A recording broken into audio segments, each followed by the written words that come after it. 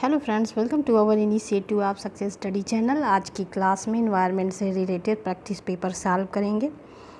चलिए स्टार्ट करते हैं। पहला क्वेश्चन है, निम्नलिखित कथनों पर विचार कीजिए। अल्पजीवी जलवायु प्रदूषकों की न्यूनीकृत करने हेतु जलवायु एवं स्वच्छ गठबंधन G20 समूह के देशों का एक अनोखी पहल है। सेकंड है, CCAC मीथेन, काला कार्बन एवं हाइड्रोफ्लोरोकार्बन पर केंद्रित करता है। उपर्युक्त कथनों में से कौन सा सही है?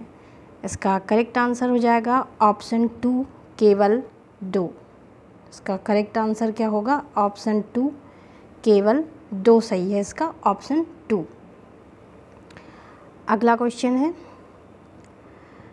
जल संरक्षण के लिए दिए गए कथनों में से कौन सा कथन असत्य है? जल संरक्षण के लिए दिए गए कथनों में से कौन सा कथन असत्य है? इसमें असत्य कथन बताना है। तो जल एक गैर नवीकरणीय स्रोत है। ऑप्शन ए इसका करेक्ट होगा, जल एक गैर नवीकरणीय स्रोत है। इसमें असत्य कथन बताना था, तो राइट आंसर होगा ऑप्शन ए। अगला क्वेश्चन है, निम्नलिखित में से कौन सी गैस रक्त में उपस्थित होमोग्लोबिन से आसानी से संयोग करती है? कौन सी गैस रक्त में उपस्थित होमोग्लोबिन में आसानी से संयोग करती है? करेक्ट आंसर हो जाएगा option C, carbon monoxide. Right answer होगा option C, carbon monoxide. Next question है, निम्नलिखित में से कौन सी गैस वायुमंडल में मुख्य ग्रीन हाउस गैस नहीं है? कौन सी गैस वायुमंडल में मुख्य ग्रीन हाउस गैस नहीं है? राइट आंसर क्या होगा? Option D, hydrogen. Hydrogen green house gas नहीं है। करेक्ट आंसर क्या होगा? Option D. नेक्स्ट क्वेश्चन है, दुर्गा एक गांव में रहती है एवं जलावन में लकड़ी या गाय का गोबर प्रयोग करती है। उसे विगत 3 महीनों से खांसी एवं फेफड़ों में कफ का जमाव हो गया है। इसका कारण है, जलावन की लकड़ी से निकले धुएं से उसे एलर्जी हो गई है। बी है, उसके घर के चारों ओर प्रदूषण फैला है। सी है, उसके श्वसन तंत्र में लकड़ी के जलाने से कार्बन मोनोऑक्साइड का जमा हो गया है। डी है, जलावन से निकले धूल कण उसके श्वसन तंत्र में जमा हो गए हैं। इसमें कौन सा कारण सही होगा? इसका करेक्ट आंसर हो जाएगा ऑप्शन डी, जलावन से निकले धूल कण उसके श्वसन तंत्र में जमा हो गए हैं। ऑप्शन डी राइट आंसर होगा। अगला क्वेश्चन है, भोपाल गैस त्रासदी से संबंधित यौगिक का क्या नाम है? भोपाल गैस त्रासदी से संबंधित यौगिक का नाम है methyl isocyanate. Option C correct answer होगा, मेथाइल आइसोसाइनेट। नेक्स्ट क्वेश्चन है, निम्नलिखित में से कौन अम्लीय वर्षा का कारण बन जाता है? अम्लीय वर्षा का कारण कौन बन जाता है? Sulphur dioxide. Option C correct answer होगा, सल्फर डाइऑक्साइड। नेक्स्ट क्वेश्चन,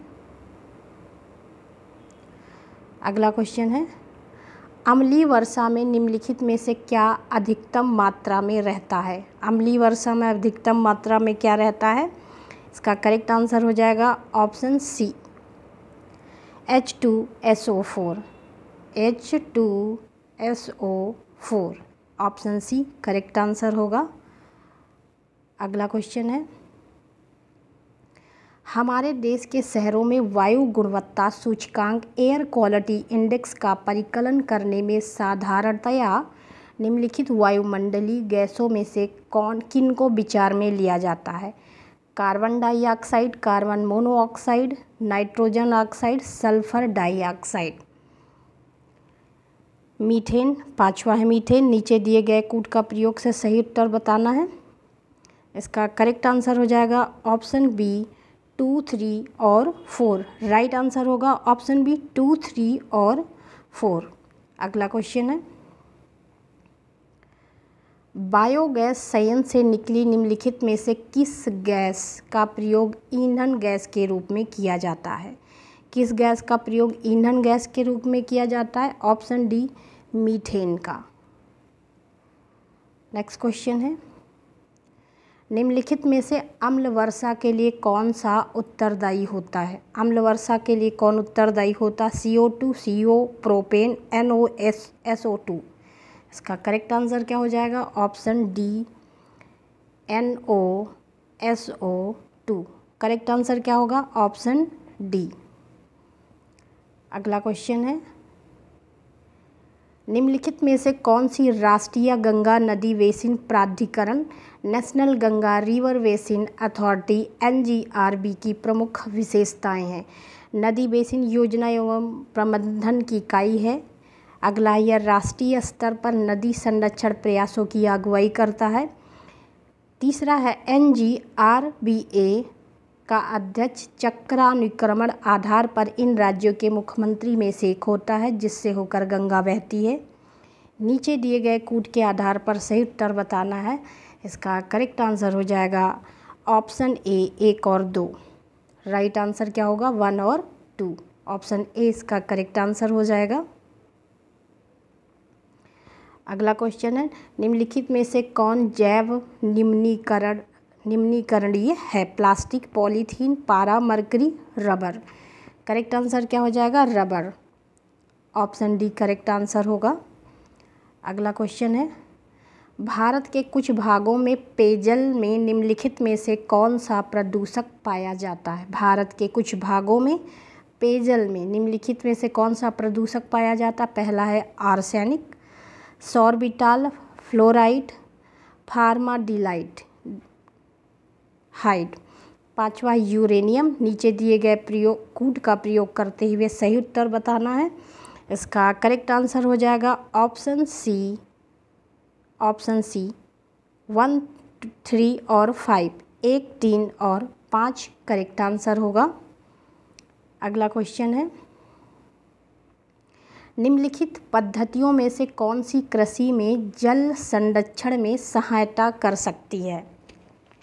कौन सी पद्धति जल संरक्षण में सहायता कर सकती है? भूमि की कम या शून्य जुताई। दूसरा है, खेत में सिंचाई के पूर्व जिप्सम का प्रयोग। तीसरा है, फसल अवशेष को खेत में ही रहने देना। नीचे दिए गए कूट से सही उत्तर का चयन करना। इसका करेक्ट आंसर क्या हो जाएगा? ऑप्शन डी, 1, 2 और 3। राइट आंसर होगा 1, 2 और 3। अगला क्वेश्चन है, वातावरण में मीथेन उत्सर्जन के लिए निम्नलिखित में से कौन उत्तरदायी कारक है? मीथेन के लिए कौन उत्तरदायी कारक है? ऑटोमोबाइल, औद्योगिक चिमनियाँ, खनन उद्योग, आर्द्र भूमि। वातावरण में मीथेन के लिए उत्तरदायी कारण होगा, करेक्ट आंसर हो जाएगा इसमें ऑप्शन डी, मीथेन के लिए उत्तरदायी कारण है आर्द्र भूमियाँ। नेक्स्ट क्वेश्चन, कथन 1, कथन 2 को इन दोनों प्रश्नों का सावधानीपूर्वक परीक्षण नीचे दिए गए कूट का प्रयोग कर सही उत्तर चुनिए। कथन 1 है, किसी जीव संगठित शरीर में भारी धातुओं और पीड़कनाशियों कीटनाशकों के बढ़ते हुए जमाव की प्रक्रिया को जैव संचयन कहते हैं। कथन दूसरा है, तालाब की बड़ी मछलियों में उसी तालाब के प्लावकों की तुलना में पीड़कनाशियों की सांद्रता यानी जमाव अधिक पाई गई है। कूट के माध्यम से इसमें सही उत्तर बताना है। इसका करेक्ट आंसर हो जाएगा ऑप्शन ए। ऑप्शन ए इसका सही है। दोनों कथन अलग अलग सही हैं। कथन 2 कथन 1 का सही स्पष्टीकरण है। ऑप्शन ए करेक्ट आंसर होगा।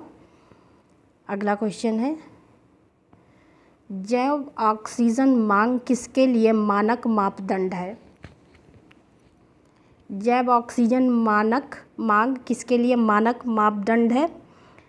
करेक्ट आंसर हो जाएगा इसका ऑप्शन सी, जलीय तंत्रों में प्रदूषण के आमापन के लिए।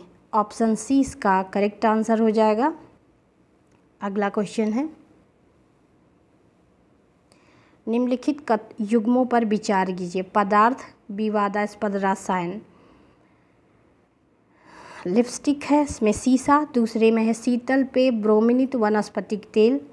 तीसरा है चाइनीज़, यहाँ पे होगा Chinese fast food. Monosodium glutamate दिए गए उद्गमों में कौन सा सही उत्तर है? सही सुमेल कीजिए। इसका करेक्ट आंसर हो जाएगा ऑप्शन सी 1 और 3। राइट आंसर क्या होगा इसका? 1 और 3। अगला क्वेश्चन है, निम्नलिखित में से SO2 प्रदूषण का सर्वोत्तम सूचक है।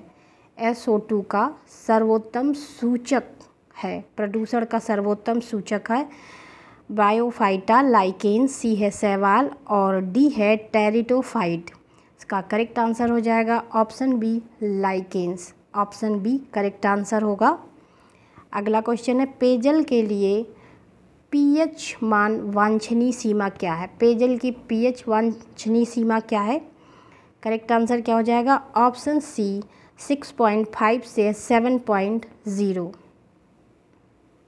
अगला क्वेश्चन है, मिनीमाता घटना में कौन सी विषाक्त धातु जुड़ी है? मिनीमाता में कौन सी विषाक्त धातु जुड़ी है? पारा। ऑप्शन सी राइट आंसर होगा पारा। अगला क्वेश्चन है, निम्नलिखित में से कौन सा प्रदूषक श्वसन तंत्र से जुड़ी बीमारियों का प्रमुख कारण है?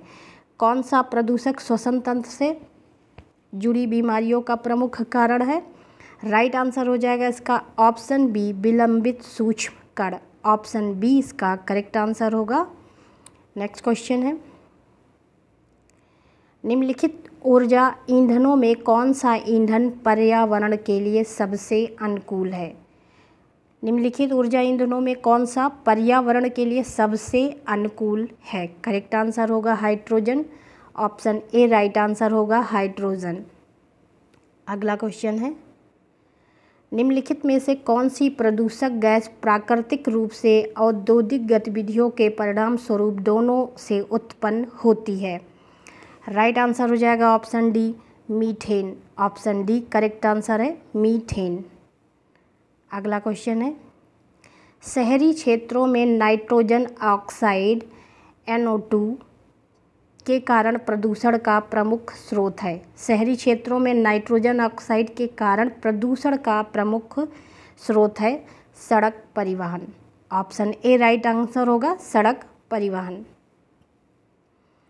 अभी कथन एक है, ए है, शहरी क्षेत्रों में जाड़ों के दिनों में अक्सर धूम कोहरे की घटनाएं होती हैं। तर्क है, जाड़े के मौसम में लोग गर्म करने के प्रयोजनों से या स्वयं को गर्म करने के लिए बड़ी मात्रा में जैव संयंत्र बायोमास को जलाते हैं। नीचे दिए गए कूट से सही उत्तर बताना है। इसका करेक्ट आंसर हो जाएगा ऑप्शन डी।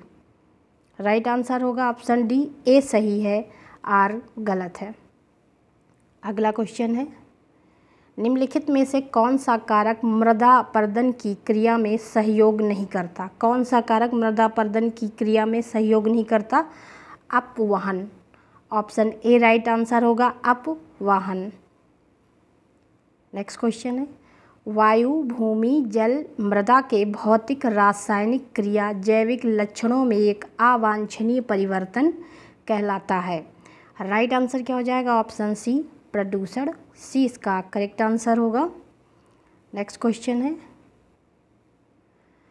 कार्बन डाइऑक्साइड किस सीमा तक की रेडियो सक्रियता को अवशोषित करता है? कार्बन डाइऑक्साइड किस सीमा तक की रेडियो सक्रियता को अवशोषित करता है? राइट आंसर हो जाएगा ऑप्शन ए 5.5 से 7 माइक्रोन्स तक। ऑप्शन ए करेक्ट आंसर होगा। अगला क्वेश्चन है, निम्नलिखित में से जल जनित रोग नहीं है। जल जनित रोग कौन सा नहीं है? Dengue. Option D correct answer होगा, डेंगू जल जनित रोग नहीं है। अगला क्वेश्चन है, निम्न में से कहाँ आर्सेनिक द्वारा जल प्रदूषण सर्वाधिक है? आर्सेनिक द्वारा जल प्रदूषण सर्वाधिक कहाँ है? पश्चिम बंगाल में। ऑप्शन डी करेक्ट आंसर होगा पश्चिम बंगाल। कार्बन डाइऑक्साइड का मुख्य स्रोत है। कार्बन डाइऑक्साइड का प्रमुख स्रोत है ईंधन के रूप में जलावन का प्रयोग। ऑप्शन बी राइट आंसर होगा। एरोसोल है। एरोसोल क्या है? हवा में तैरते हुए ठोस पदार्थ, एरोसोल हवा में तैरते हुए ठोस पदार्थ है। ऑप्शन ए इसका राइट आंसर हो जाएगा। अगला क्वेश्चन है, वैसे अपशिष्ट जिनकी प्राप्ति जल मल द्वारा होती है वो कहलाते हैं सैनिटरी अपशिष्ट, औद्योगिक अपशिष्ट, गार्बेज, इलेक्ट्रॉनिक अपशिष्ट। करेक्ट आंसर क्या हो जाएगा? सैनिटरी अपशिष्ट। ऑप्शन ए करेक्ट आंसर होगा, सैनिटरी अपशिष्ट। आवासीय क्षेत्रों के लिए ध्वनि की श्रव्य सीमा होनी चाहिए। आवासीय क्षेत्रों के लिए कितनी ध्वनि श्रव्य सीमा होनी चाहिए? 45 decibel. Option A correct answer होगा, 45 डेसिबल। मोटर गाड़ियों से निकलने वाले धुओं से किस तत्व की उपस्थिति का कारण दिमाग की बीमारी होती है? करेक्ट आंसर क्या होगा? Option A lead. अगला क्वेश्चन है नाइट्रेट युक्त भोजन एवं जल के उपयोग से निम्नलिखित में से किस प्रकार की बीमारी होती है? नाइट्रेट युक्त भोजन एवं जल का उपयोग करने से किस प्रकार की बीमारी होती है? करेक्ट आंसर हो जाएगा option A Minimata. Option A correct answer होगा। अगला क्वेश्चन है, अतिलेड विषाक्तता कहलाता है। अतिलेड विषाक्तता कहलाता है plumbism. Option B right answer होगा, प्लम बीम्स। नेक्स्ट क्वेश्चन,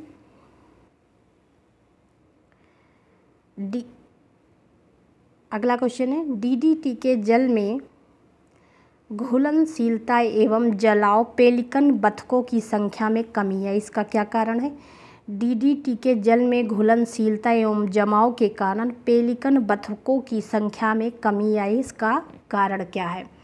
किस कारण से बतखों की संख्या में कमी आई है? इसका राइट आंसर हो जाएगा ऑप्शन बी, बतखों के अंडों के बाह्य आवरण में कैल्शियम की कमी से, जिसके कारण अंडे कमज़ोर हुए। राइट आंसर क्या होगा? Option B.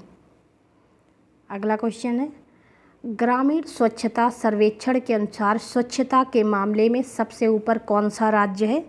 ग्रामीण स्वच्छता के सर्वेक्षण के अनुसार सबसे स्वच्छ राज्य कौन सा है? राइट आंसर होगा ऑप्शन बी सिक्किम। सिक्किम सबसे स्वच्छ राज्य है। अगला क्वेश्चन है, बड़े शहरों में किसकी उपस्थिति के कारण प्रदूषण होता है? Lead. Option C right answer होगा, लेड।